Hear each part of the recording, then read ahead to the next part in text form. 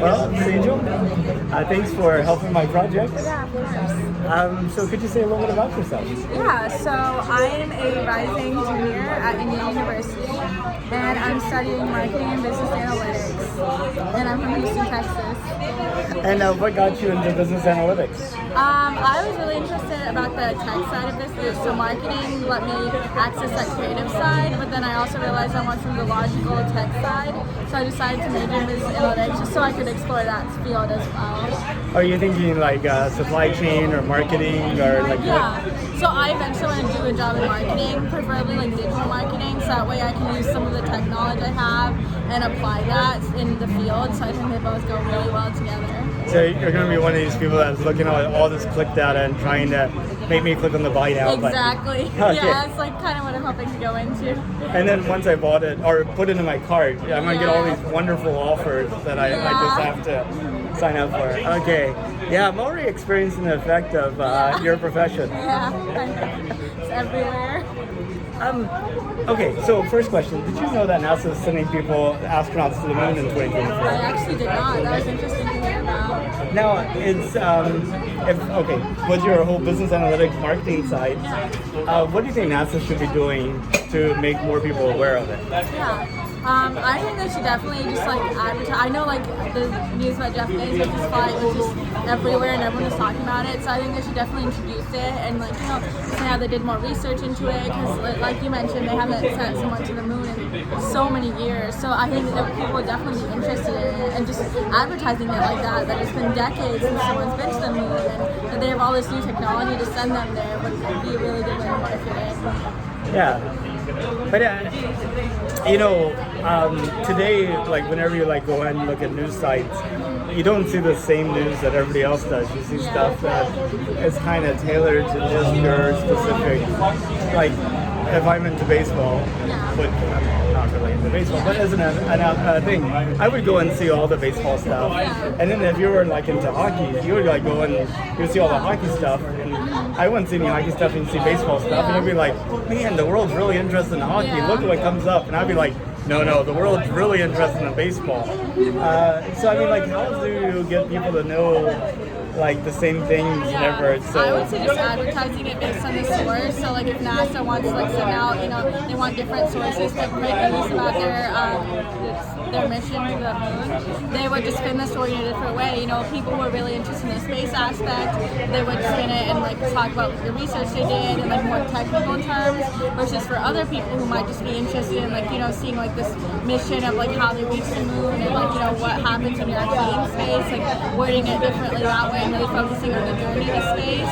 So just the way you word it when you're talking to different people will really help you target a different groups of people who would be interested in it just by spinning it in a different way. Highlighting certain aspects about it. Yeah. So what do you think about it? I personally think it sounds really interesting. Like I haven't heard of anyone going into the moon like in a long time, so I think it's really cool. And like I definitely, now that I'm hearing about this, definitely want to see like how the trip happens and like what like the journey to the moon. So if you were reading a story and you were writing it so that it grabbed your attention, what would the headline say? It would definitely be like, 2024 space trip to the moon. No one's been there in like, how many years did you say? I forgot, 500? 48. 48 yeah, years. So it was 1972? Yeah, so definitely taking that and being like, no one has been to the moon since that 1948. So, 1972. Sorry. So 48 years ago. Yeah, 48 years ago. So it's been 48 years since someone's been on the moon. Really highlighting that aspect of it would definitely grab my attention. Okay, but so they've gone to the moon. Obviously, the next time they go, we hope is in 48 years in the future. Yeah. What would make it exciting that second trip? Definitely then you would want to talk about like things that happened in the first trip and like how there's been like new research or new developments that's been done and why the second mission is being taken place like 48 years in the future, because obviously if it's in another 48 years you're hoping there's going to be a lot of technical developments, so just really focusing on that and highlighting that can really capture the attention of people. And I often thought that if we sent a dog to the moon, everybody would know about that. Like, that would capture people's attention. But Yeah, definitely. a human, they're like, That's a good point. Yeah, sending maybe an animal or someone that's never been to the moon, like some type of animal or different species to the moon would be really interesting to see. And so the last time we went to the moon was 1972, but the first time was 1969. In that time, we landed on the moon 6 times. 12 people have walked on the moon, Yeah. all white men. One of the goals for the first moon landing is to have the first woman on the moon. I was wondering, more or less exciting? Definitely more exciting, especially seeing like first woman on the moon, like even some diversity in there, you know, like when it was all white men, so seeing like diversity, even if it is still a little bit more men based, like just seeing that diversity in there and having it like advertised like first woman on the moon definitely piques your interest in that. Yeah, actually, their goal is the first woman and the first person of color.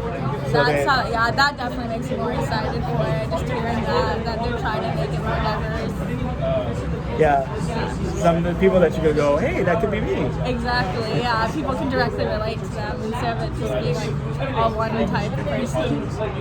So if it was safe and affordable, would you go to space? I would see. I know like if it's just like a quick trip, you know, kind of like Jeff Bezos thing, that definitely sounds cool. But like the training process, I know is very intense. So like a long-term trip, like probably not just for the